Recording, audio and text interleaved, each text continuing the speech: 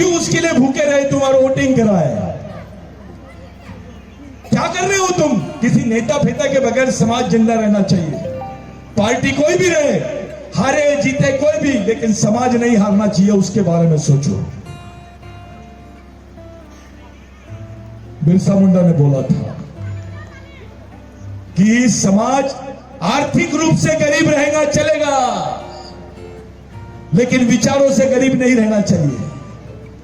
जो विचारों से गरीब रहता है वो गुलाम पैदा होता है, गुलाम ही मर जाता है। हमारी वैचारिक गुलामी आ गई है। हम लोग सोच नहीं पा रहे हैं, समझ नहीं पा रहे हैं कि हमारा दोस्त कौन है, दुश्मन कौन है। दलित भटक रहा है, ओबीसी भटक रहा है। सबसे ज्यादा मंदिरों का ठेका ओबीसी की तरफ है। मंदिर बनाने वाला ओबीसी, लेकिन उसका माल खाने वाला दूसरा आदमी। अपनी खून पसीने की कीमत उसको पूरी चढ़ाता है, हलवा चलाता है, वो लड्डू चढ़ाता है। वो हनुमान जी खाता क्या? वो हनुमान जी खा रहा है क्या? वो तो पंडित जी खा रहे हैं। तो हनुमान जी से ज्यादा लाल दिखते हैं वो। उनके बच्चे फॉरेन में पढ़ रहे हैं और आपका बच्चा भीख मांग रहा है। कभी नौकरी की भीख मांगता है, कभी पैसे की भीख मांगता है, कभी दारू की भीख मांगता है। ये कौन सी दुनिया में रह रहे हैं हम? हमारे समाज का पढ़ा लिखा अधिकारी वर्ग थोड़ा पैसा आ गया तो वो समाज से दूर भागता है। उसको ऐसा लगता है कि मैं बिल्कुल अलग हो गया। अबे गद्दारी करता है, तेरे खून में गद्दारी आ गई है। अबे तू समाज का हेडमैन नहीं, समाज का डेडमैन है। जो आदमी पढ़ा लिखा भी है और समाज के साथ रहता है तो वो जिंदा आदमी है। समाज उतनी बड़ी चीज है। इस संस्था को तोड़ो मत। किसी पार्टी के बारे में सोचने के बजाय, किसी नेता के बारे में सोचने के बजाय समाज को जिंदा कैसे रखेंगे उसके बारे में सोचो। अपने बच्चों को प्रशिक्षण शिविरों में भेजो, अपने बच्चों को मिशन से जोड़ो, अपने बच्चों को समझाओ बेटा ये तेरे महापुरुष है। मेरी माताएं बहनें मैं बता रहा हूं, बिरसा मुंडा ने बोला जिस बच्चे की मां होशियार उसका जीवन सुरक्षित, जिस बच्चे की मां बेवकूफ वो बच्चा मर जाएगा। शिवरात्रि का उपवास करते हैं आप, अभी आने वाला है शिवरात्रि। सबसे ज्यादा दलित, आदिवासी, ओबीसी ये शिवरात्रि का उपवास करते हैं। अबे उपवास करना है, बिरसा मुंडा बोलता है उपवास करना है तो कलेक्टर ऑफिस के सामने अपने बच्चों के लिए करो, वहां तुमको कुछ मिलेगा। क्या भगवान से तुम्हारी फोन पे बात? भूखे आदमी को दे दे यार। पढ़ लिख के बनता है वो, इधर समाज के लोगों को बोलता है दारू पी के नहीं आना, हट। अपने समाज के आदमी जब उसको बोलता है अरे बाबा जोहार, कोई जोहार फवार नहीं, चल निकल यहां से, दारू पीता है। बेचारा वो दिन भर मेहनत करता है, थोड़ी सी थक गया तो ले लिया उसने, चलो कोई बात नहीं।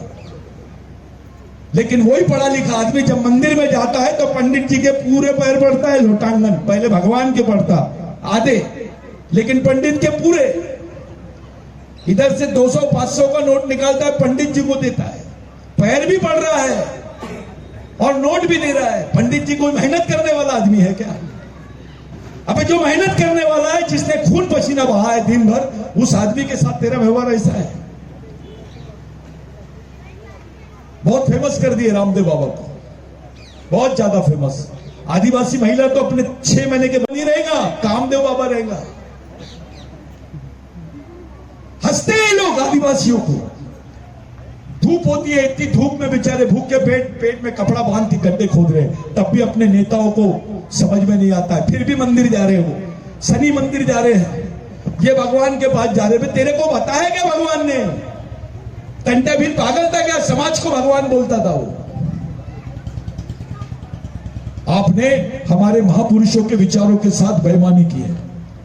अगर कोरकू जिंदा है तो रेंगा कोरकू की वजह से जिंदा है, भील जिंदा है तो टंटा भील की वजह से जिंदा है। ये रेंगा कोरकू और टंटा भील की वजह से पूरे आदिवासी जिंदा है, क्योंकि बिरसा मुंडा का आंदोलन भी वही है, टंटा भील का आंदोलन भी वही है, बाबूराव शर्माके का आंदोलन भी वही है, शंकर शाह रघुनाथ शाह का आंदोलन भी वही है।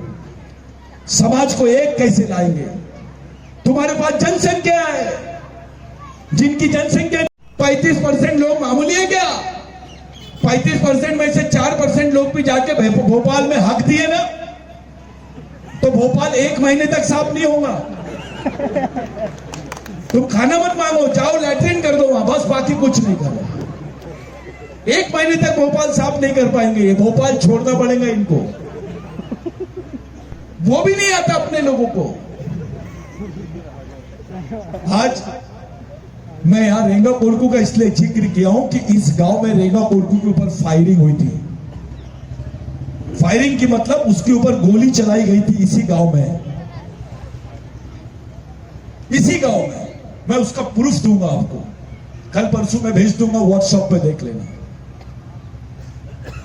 तुम किसकी औलाद हो यार, जिसका इतिहास आज पूरा विश्व जान रहा है? तुम तो इतने बदनसीब हो, तुम्हारे घर में उसका फोटो तक नहीं है।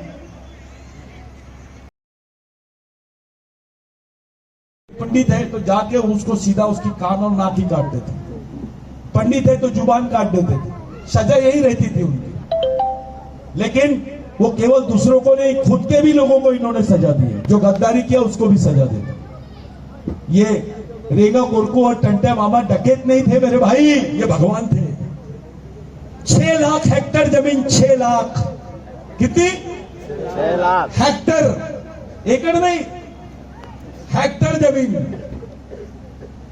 रेंगा कोरकू और भगवान टंटा भील के वजह से तुम्हारे हिस्से में आई।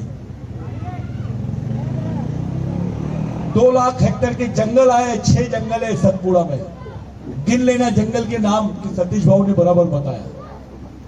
2 लाख हेक्टर के 6 जंगल है, यानी 12 लाख हेक्टर जमीन जंगल की, और तुमको 6 लाख हेक्टर जमीन रहने के लिए, खेती के लिए दिया। कौन से भगवान ने दिया मेरे को बताइए।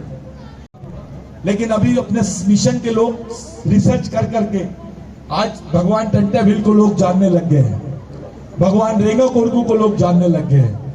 और आपकी बात नहीं कर रहा मैं, ऑक्सफोर्ड यूनिवर्सिटी में पता चल गया भगवान रेंगा कोरकू कौन है, ये मिशन की वजह से।